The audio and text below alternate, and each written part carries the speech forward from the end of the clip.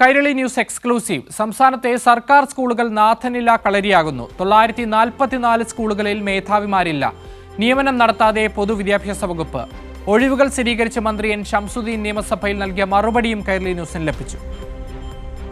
സംസ്ഥാനത്തെ സ്കൂളുകൾ തുറന്ന് ഒരു മാസം കഴിഞ്ഞിട്ടും നിരവധി സ്കൂളുകളിൽ ഇപ്പോഴും മേധാവിമാരില്ല.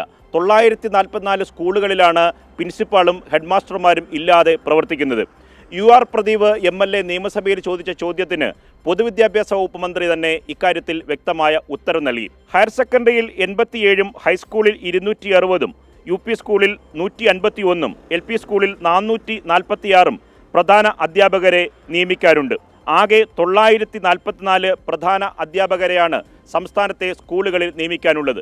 മുൻ സർക്കാരിന്റെ കാലത്തൊക്കെ തന്നെ മാസങ്ങൾക്ക് മുമ്പ് ഈ നിയമനങ്ങൾ പൂർത്തിയാക്കുമായിരുന്നു. ഗുരുതരമായ അലംഭവമാണ് ഇക്കാര്യത്തിനകത്ത് ഉണ്ടായിട്ടുള്ളത്.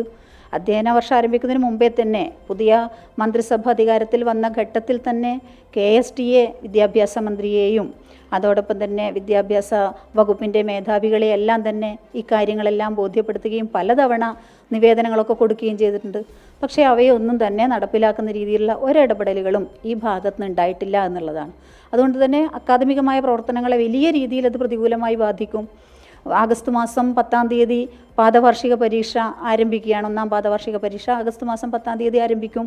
അപ്പോഴേക്കും പാഠഭാഗങ്ങൾ പൂർത്തീകരിക്കേണ്ടതായിട്ടുണ്ട്.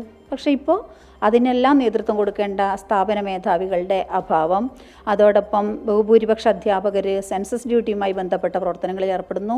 ഇതെല്ലാം തന്നെ അക്കാദമിക രംഗത്ത് വലിയ പ്രതിസന്ധി സൃഷ്ടിക്കുന്ന രീതിയിലേക്കുള്ള ഇടപെടലുകളാണ്. അടിയന്തരമായി വകുപ്പ് മന്ത്രി, പൊതുവിദ്യാഭ്യാസ വകുപ്പ് മന്ത്രി കാര്യത്തിൽ ഇടപെട്ട് പരിഹാരം തേടണമെന്നാണ് ഭൂരിപക്ഷം അധ്യാപകരും ആവശ്യപ്പെടുന്നത്. നിർമ്മൽ ചക്രവർത്തി, കൈരളി ന്യൂസ്, തിരുവനന്തപുരം.